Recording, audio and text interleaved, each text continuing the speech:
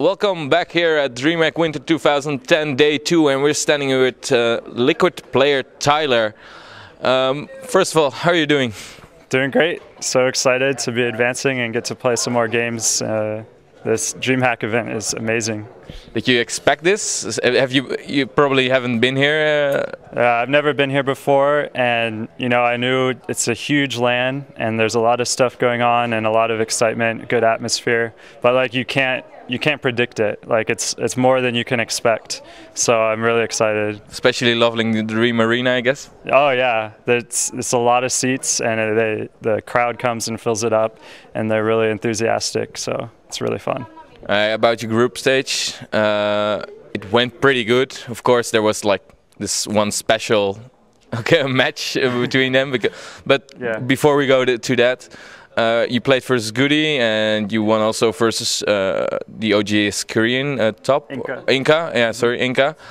You're the first one at the tournament that win versus Korean.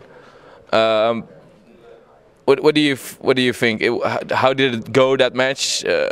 What was how did it basically go? And do you expect that the Koreans are that vulnerable? Like, yeah, well, especially in Protoss versus Protoss, because build orders matter a lot.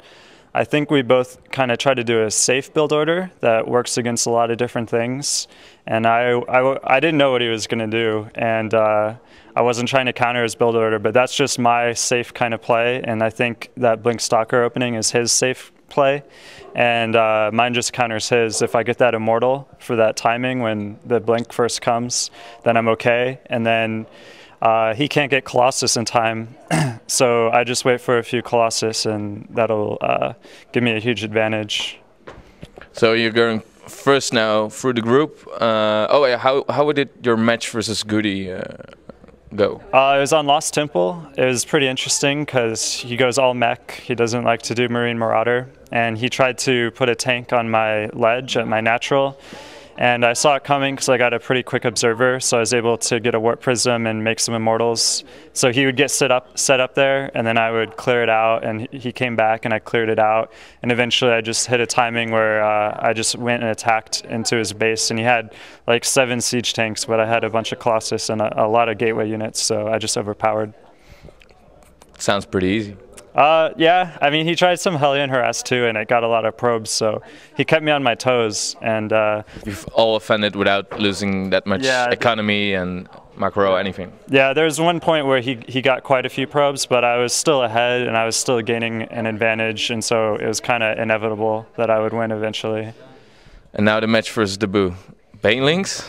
It's very interesting. It wasn't what I was predicting, and nobody was, I think. Yeah, I opened 10 gate because I wanted to put some pressure on, and when I saw he had spawning pool and gas so early, it's like, well, I think that kind of stops my stalker pressure. Like, I can't move out with stalkers now, so instead of making a stalker first, I made a zealot first to block my ramp, and then I tried to just go into a normal play, but the whole time I felt kind of off balance because I was playing like an economic game, just trying to get 3 gates and expand, but I did an opening and actually lost the stalker because he was very attentive with his lings, and so my economy was a little behind, and so I was doing a strategy that didn't fit the build that I did because he opened with the early pool, but then he just, I mean, it's obvious he plays that really well, that build with lings, banelings, and then extremely aggressive. Yeah, so I tried. Timing push is my only answer, and that's what I tried to do, but he was managing the game really well. And actually, when he did a bust on my front, I had a robotics there, and like my robotics support bay was just finishing my main, and like his banelings and lings like busted the robotics bay, like killed. I don't know if you noticed that, but he killed the robotics bay at my natural, and so I had to first I had to notice it, and then I had to rebuild it. And so my timing push with the Colossus, and also the time lens because of the pylon, which got like sniped two times, I think, with the upgrade. Yeah. So that really slowed down because I wanted to do my timing push with 3 Colossi because it really burns through the lings and banelings, and with that aggression, he successfully delayed that enough so that he could be ready for the next timing push, and it was really well done. Really small timings, because like the upgrade, it was like 80–90% finished. In the second time he sniped it. What do you have if you see a player like De Boer, since a Dutch new player to the scene? Do you have any tips for him? Like, what should, because there are a lot of like new names coming to StarCraft 2, and do you think they will?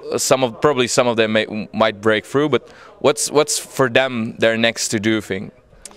Well, I think it's good that he's creative and he likes the banelings, and he kind of goes his own way. But it's important to also pay attention to like what the Koreans are doing in the GSL, and you know, make sure you understand all of their builds and exactly what's going on in their mind. So before you try to go your own way, have 100% understanding of what all the top players are doing, and then only after that do you try to tread your own path, and you find out what their weaknesses are, and then you make new stuff that patches up those things. And I think all the new players would do well to watch the GSL and watch all the games from tournaments like Dreamhack, you know, very closely. Watch the replays, study the replays, and soak up all the knowledge you can. And even though you have great confidence in your own skill and your own thoughts, your own build orders, stuff like that, you want to be aware of everything that's going on outside of it. And I think if we get some really hardworking and talented players that are taking that approach, then we'll see some new names coming out. Okay. When are you gonna play in the GSL? Probably not. You focused more on Europe and MLG, but yeah, MLG. If you would have the opportunity, I mean, you in theory have the opportunity. You're Team Liquid. Yeah, well, I'm married, so I kind of like to stay with my wife, and she's in medical school to train to be a doctor, so she definitely can't go to Korea with me, and so I'm really happy. MLG, I think, is going to be fantastic next year and have a lot of events, so I think I'll be satisfied with MLG, and we're also doing various tournaments like Dreamhack and maybe ESL or something like that, travel around. Doesn't it itch a bit, you know, like you're a good StarCraft 2 player, and of course the home situation doesn't allow you, and you're satisfied, and it's a good thing that there is ESL and MLG and Dreamhack, etc., etc. But wouldn't you just like wanted to try? Like, I mean, it's the thing for StarCraft 2. It's probably where the history is going to be written. Yeah, I mean, it's a shame, but I think I'll have opportunities to play against GSL champions, like at a BlizzCon. Maybe I'll go to a BlizzCon sometime, and I think GSL will do some various invitational tournaments that aren't the month-long league, but you know, they'll just get a bunch of international players to play against their GSL stars for a weekend, something like that. Maybe they'll do that, and I'll never play in the league. At least I don't foresee it in the near future.